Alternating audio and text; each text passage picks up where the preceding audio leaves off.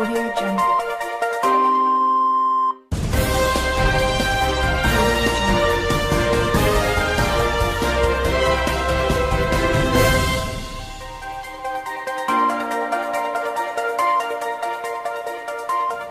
Hello and welcome to Mexico News Network's Breaking News. I am your host, Elisa Carballo, and we have wonderful news coming right ahead. But before we start, let me remind you we are broadcasting in the beautiful El Dorado Royal Spa Resort by Charisma in the heart of the Riviera Maya. Now, don't forget to keep logged on to our website 24/7 for information on Mexico and the world on www.mexiconewsnetwork.com, and also follow us on social networks on Facebook, Twitter, and Google+.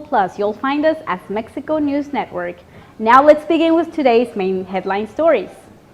Cuban authorities and representatives of Mexican travel agencies in Cancun jointly announced that tourism activity on the Caribbean island will be increasing in the near future.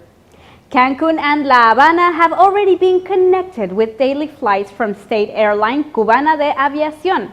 The corporation's manager at Cancun International Airport, Dulce Maria Garcia Felipe, stated that this frequency will double by November this year, as the airline is currently experiencing full occupancy for high season and is reaching an 80% of seat sales during low season. Furthermore, tourism between the two destinations is projected to increase. Low-cost Mexican airline Interjet also announced that it will be launching its very first route between Cancun and Havana before the year ends, as the company has identified an increasing interest in Cuba in both Mexican and American travelers. Now, the Cuban Embassy's Minister of Tourism, Xiomara Martinez Iglesias, stated that these two destinations enjoy close proximity and must secure fraternity, as quoted on an article from local Cancun news agency, CIPSE. The idea is to provide mutual benefit and strengthen both destinations' tourism sectors, as they are themselves gateways to multiple destinations. Cuba is getting very much ready to grow its infrastructure as foreign investments start rolling in. Seeing how this is expected to increase the volume of tourists they can accommodate, the island nation is also hoping to lure back iconic hotel brands and modernize the infrastructure at current establishments. Now, there are also plans to build a brand new cruise ship dock. Moving along to more information, on June 9th, the foreign secretaries of Germany and Mexico, Frank-Walter Steinmeier and José Antonio Meade, respectively, met to agree on the creation of a binational commission that will aim toward the commitment of both nations on fundamental objectives. During a meeting which took place at the headquarters of the German Foreign Ministry in Berlin, the officials sought to establish a framework to promote political, economic, and cultural dialogue in education, as well as environmental research. Now, according to Steinmeier, a pact has been reached due to investment interests of German companies into Mexico, which is a decision supported by the talent of Mexican professionals. This recent agreement will benefit Mexico with the commitment of Germany to promote technical training to form a more prepared workforce and therefore improve digital infrastructure, transport, and telecommunications in the entire nation. Now, Germany would also cooperate to strengthen the rule of law and the judicial system of Mexico. This means that it will work closely with Mexico's Attorney General, Arely Gómez González. Now, it's also worth noting that this agreement between nations takes place in the framework of the next dual year of Mexico-Germany, which will be set by 2016. Moving along to more news, Mexico is preparing to conquer space. The Mexican Space Agency, or the AEM, is already preparing its very first unmanned mission to the moon, which will be possible thanks to a partnership with American firm Astrobotic Technology Incorporated. Now, the goal of this project is to send scientific equipment to the moon, for which the AEM has made a call for Mexican researchers to send in their ideas for this mission in particular.